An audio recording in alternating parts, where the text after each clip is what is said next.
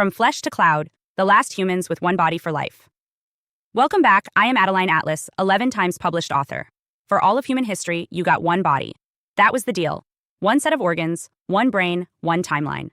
From birth to death, everything you experienced, every memory, every thought, every relationship was shaped by that body's limitations. You aged, you weakened, and eventually, you died. There were no second chances, no backups, no reruns. But that era is ending. Right now, in labs, startups, and classified programs around the world, the most powerful institutions are working to make the body optional.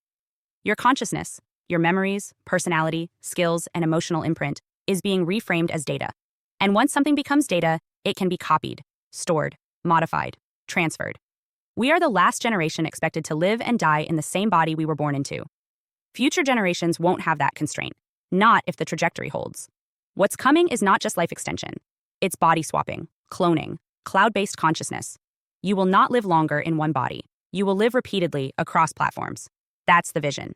And it's already being built. Let's start with cryonics, the science of freezing the body or brain after legal death in hopes of future revival. Companies like Alcor and the Cryonics Institute have already frozen hundreds of individuals, mostly wealthy early adopters, including tech executives and researchers. The logic is simple. Preserve the physical vessel until technology can repair and restart it. It's not faith, it's strategy. A bet that death is only a pause button, not a full stop. But cryonics is just the beginning. Mind uploading is the real goal. The idea that your neural patterns, your memories, preferences, fears, and instincts can be mapped, digitized, and reassembled in a new substrate. Instead of reviving your body, you revive yourself, on hardware. Uploads are no longer science fiction.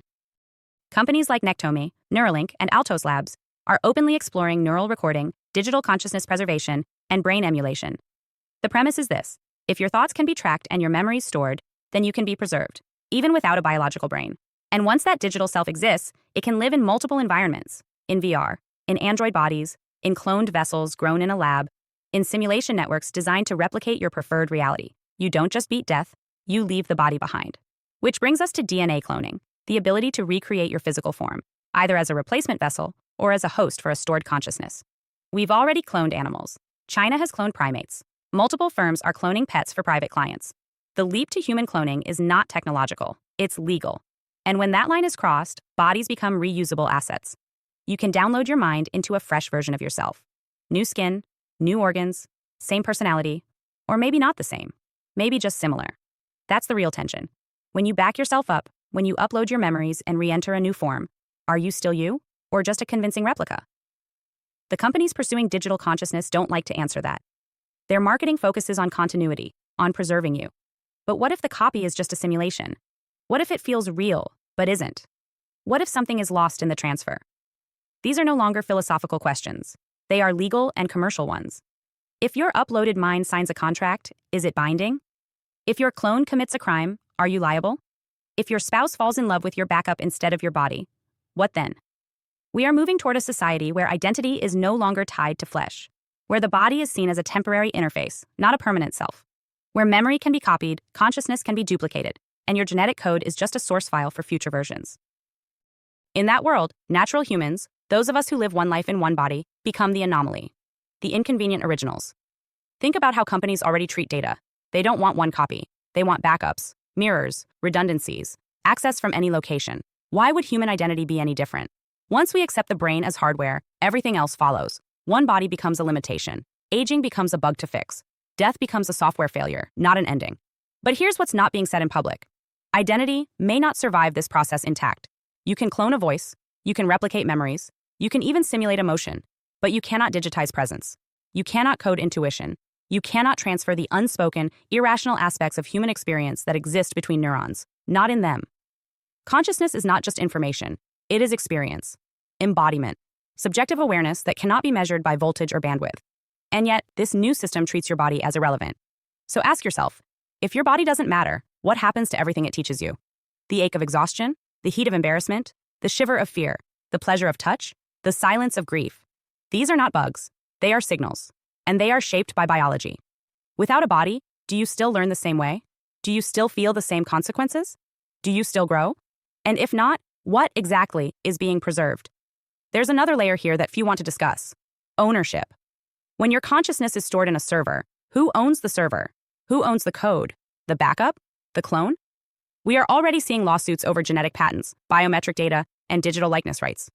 If a company helps you live forever, but holds the license to your mind, do you truly survive? Or do you become intellectual property? Think about it.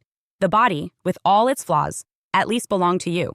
It couldn't be easily copied. It couldn't be instantly deleted. But once your identity exists on hardware, it's no longer protected by biology. It's protected by law, and only as long as the law values your humanity. This is the cost of moving from flesh to cloud. Yes, you may escape aging. Yes, you may outlive your body. Yes, you may experience continuity, but you may also lose something essential, something irretrievable. You may lose singularity, the one-of-one experience of being born, growing, and dying in a single vessel, of earning wisdom the hard way, of knowing that time matters because it ends. Legacy humans, people like us, are the last to know what that means. We are the last to carry our whole lives in one body, the last to suffer aging without escape, the last to die without a backup, the last to feel every consequence in real time with no reset button. That may sound tragic, but maybe it's what made us human in the first place. Not the data we carried, but the pain of carrying it. Not the memories we saved, but the ones we forgot. Not the perfection of our design, but the resilience of our decay. That won't be celebrated in the future. It will be studied, archived, rendered in simulations for novelty. But it won't be lived again. Not unless the system fails. Not unless we choose to remember what the body meant before it was just a container. So here we are, the last of the one-body generation. Soon, minds will move freely. Identities will hop between shells. Death will be rebranded as downtime. And life, as we knew it, will become a story told by systems that no longer need a heartbeat to speak. Hi, I am Adeline Atlas, 11 times published author, and SOS, School of Soul has a brand new series, the AI and Future Technology series. Look, you know the world is changing. And no, it's not going back to normal. Normal is over, and what's coming next is beyond anything we were prepared for. The School of Soul, AI and Future Technology series includes 319 videos on 1. The Download Society, How Data Has Replaced Destiny. 2. Predictive Future. Your next moves aren't random, they're forecasted. 3. Social Credit Systems. The behavioral economy now governs access. 4. Hive Mind. Synthetic telepathy and collective algorithmic control. 5. Nanobots inside you. Medical, military, and programmable intrusions. 6. Grief Tech. AI-fueled digital resurrection and simulated comfort. 7. Uploading your mind, consciousness transfer, and data-based identity. 8. Deep fakes plus AI clones, the replication of reality and identity theft. 9. Quantum humans, the merger of biology with quantum systems. 10. Digital afterlife, where your data goes when you die. 11. Resurrection science, reviving life through synthetic methods. 12. Immortal science, the end of death as we know it. 13. Longevity science, gene editing, anti-aging, and bio-upgrades. 14. Designer babies, engineered perfection before birth. 15. Artificial wombs, birth decoupled from the female body. 16. 3D printing, printing organs, limbs, and even humans. 17. The humanoid era, the rise of synthetic beings among us. 18.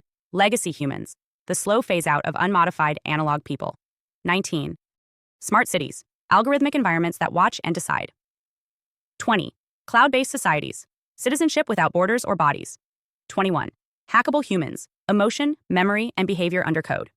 22. Biometric scanning, your body is your password and your prison. 23. Sex tech, intimacy reprogrammed by machines. 24. Extinction of gender, fluidity, deletion, and design of identity. Every topic is fully explored with real-world technologies, patents, case studies, ethical analysis, and future forecasts. These aren't someday discussions. This is already happening. Join the SOS School of Soul Vault to understand the future before it's implemented on you.